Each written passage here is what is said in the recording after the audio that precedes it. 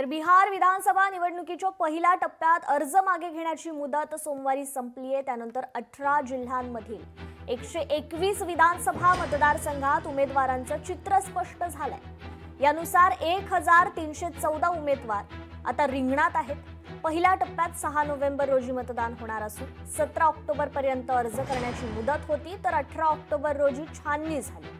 10 October रोजी अधिसूचना निघताच उमेदवारी अर्ज दाखल करण्यास सुरुवात झाली होती। तर पहिल्या टप्प्यासाठी 6 नोव्हेंबर रोजी मतदान होणार आहे। या पहिल्या टप्प्यासाठी 1690 उमेदवारांनी अर्ज दाखल केले होते, त्यापैकी 1375 वैध ठरले।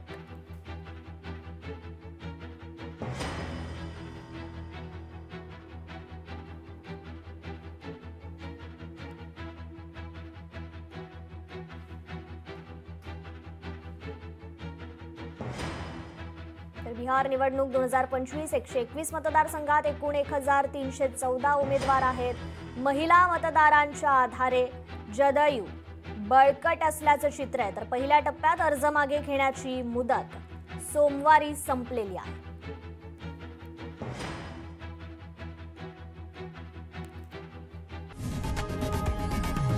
लोकशाही मराठी ऐका, पहा, जागरूक रहा।